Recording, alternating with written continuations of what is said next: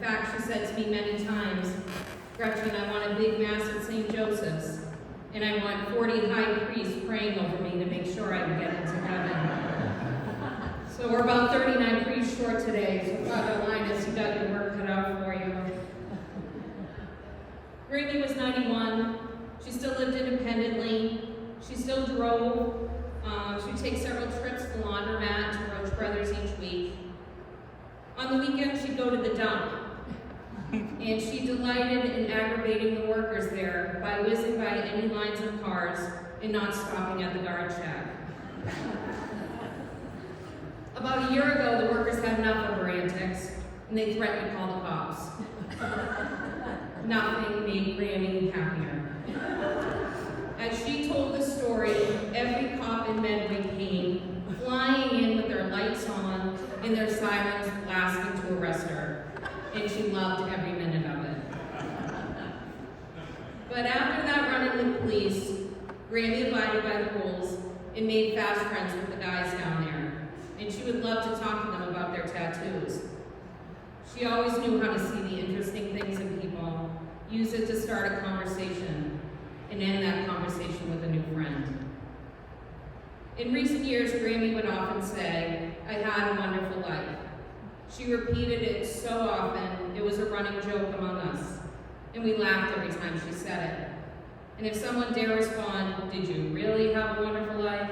She would respond, oh, I did, and then proceed to tell you everything that made her life wonderful. She had a wonderful husband, she had wonderful children, wonderful grandchildren, wonderful great-grandchildren, wonderful parents, and wonderful friends. She had everything she ever wanted and more, and she would often say, not bad for a girl who grew up in the Black Swamp. Since her passing, we've been talking about how right she was. She really did have a wonderful life. She was born in a house that once stood next to the current police station and grew up in the Black Swamp section of Medway. She would ride her pony Texas for hours, pretending to be the lone cowboy fighting off legions of Indians. She had cousins all around her that she loved to play with and torment, including one who had beautiful long curls. Grammy convinced that cousin with the beautiful long curls to play hairdresser, and I think you know where this story is going. She grabbed a pair of scissors and she cut off every one of those curls. Yeah, that's why one of the reasons she wanted 40 priests here today. She loved her mother Gladys, who always made sure she had the most beautiful dresses and coats, and made her a beautiful ring of flowers that she proudly wore on the top of her head on her wedding day. Her father, Leo, taught her everything there was to know about aggravating people and how to turn it into a sport for their own enjoyment. She loved to retell stories of the airstrip he built in the backyard and taking off in his plane for trips on Sundays. Rosemary had a wonderful life. She met my grandfather, Bill, after his service in World War II. For all the combat he saw, I don't think any of it could have prepared him for the indomitable force he was about to marry. He was a saint, and he very much loved the girl he called Posey. They bought a little house on Main Street and had 3 children, Mary, Jane, Leo, and Susie. In 1965, Bill bought the red house on High Street that she adored and spent over 50 years filling with antiques.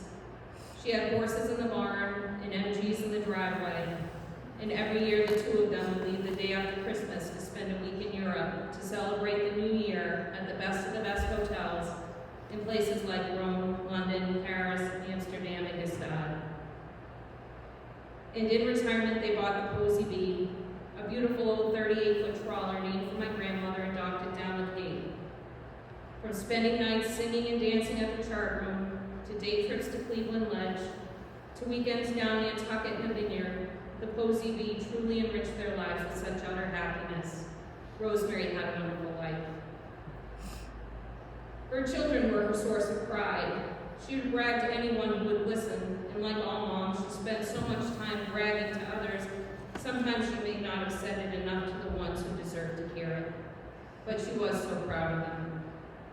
She was very proud of Mary Jane for running for office and serving all these years in the town of Medway. She was so proud of Leo's days as as a trainer and driver in harness racing and his remarkable transition into Hollywood.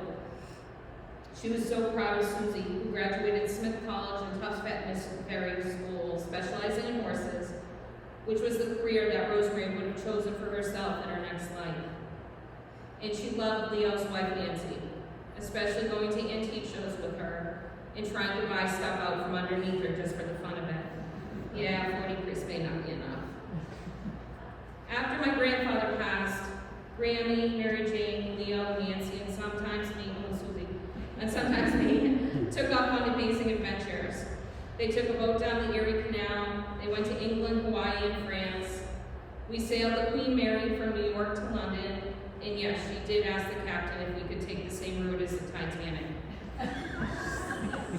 She went to California with Mary Jane. She went to the Kentucky Derby with Nancy. She went on an African safari with Susie. And Leo and I took her to that south of the border tourist trap in the Carolinas just to get one of those ugly bumper stickers for her car and to aggravate her for once. Rosemary had a wonderful life. Rosemary also had amazing friends, and she lived for her Saturday nights. Whether it be with Mary, Norman, and Johnny Hall, Peggy and Dustin Landry, the boat crowd at the chart room, or Uncle Paul, Saturdays were made for Rosemary. In the 1960s, my grandfather had a chance meeting with a guy by the name of Jack Kelly. Jack and his wife Jenny became fast friends with Grady and Bill. It was a 50-year friendship that extended to the Bauer and Kelly children and still runs strong today. 3 years ago, Jack bought a standard-bred colt to race and named it Bill Bauer for his best friend. When Jack passed a year later, the Bauer kids, the Kelly kids, Rosemary and I bought that horse. Together, last summer, we celebrated Bill Bauer's big win at last year's Spirit of Massachusetts Croton Plain Ridge, a truly beautiful day. And I'm going to ask you all to say a little prayer, because Bill Bauer's racing again today. He's down in 13, down in Philadelphia. Mary and Johnny Hall were also horse people, and that was a special kind of friendship. For Rosemary's 90th birthday, we went to New Jersey to meet Bill Bauer the horse. We had dinner with Johnny, and Grammy and Johnny spent the evening, in her words, kissing and loving, and it just meant the world to her. She also adored their daughter, Julie, who hosted regular dinners for Rosemary in recent years, and learned to make her favorite drink cosmopolitans. Peggy Landry grew up with Grammy, and their husbands, Dustin and Bill, became fast friends too. Such good friends that the guys started to look alike. Every Christmas Eve, it was the Landry family that was first to join us for a celebration to share a lifetime of stories of loves and laughs. Until one of those Christmas Eves, when a Patsy Cline album was put on repeat until about 5:30 a.m., with Grammy singing Crazy and doing a lot of dancing to I Go Walking After Midnight, while Mary Jane was waiting and waiting for her to leave so she could help Santa put the presents under the trees before we all woke up at 6 a.m. the next morning. It was all part of Rosemary's wonderful life. Summing up someone's 91 years of living in a few minutes is tough, so I'll try and keep this part short. I love my grandmother, and I know how much she loved me. She loved my kids, and she wanted to be involved in every part of their lives, including being there to take Jack to college for his first day, seeing Sammy's new life in Maine, and attending Lily soccer and softball games. She delighted in my husband's Jason's transition from Democrat to Republican, and loved to talk about the old ladies he had locked up as a prosecutor. Granny loved all her grandkids, and she lectured us. She lectured us a lot, and I mean a lot. Her favorite lecture was my sister Becky, because of her reaction. Eye rolls and head rolls and making such faces that Grammy maybe made the lecture go on a little longer just for the entertainment value. But after Becky passed 3 years ago, Grammy was heartbroken, and she was worried that the lectures were too much. She told me often that she only lectured us because she loved us so much and she just wanted the best for us.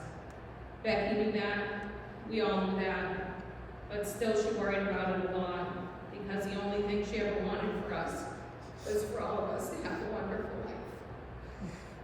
There are so many other things that made Rosemary, Rosemary, and so many stories and memories that could be told. There's just so much history, love, and laughter contained in her 91 years, and we can't leave out 91 years of aggravation. But to sum it all up, about 2 months ago, Grammy asked me to come down and write down what she wanted in her obituary and what she wanted people to know about her. She wanted you all to know that she proudly served Medway as a finance committee member, and that she belonged to the Medway Historical Society, the League of Women Voters, and was a proud member of the Republican Party. And Lord, forgive me for saying this. Grammy somehow knew that you would stick me with the eulogy. And always wanting to have the last word and an opportunity to aggravate, she asked me to say this. Donald Trump was the best president this country ever had.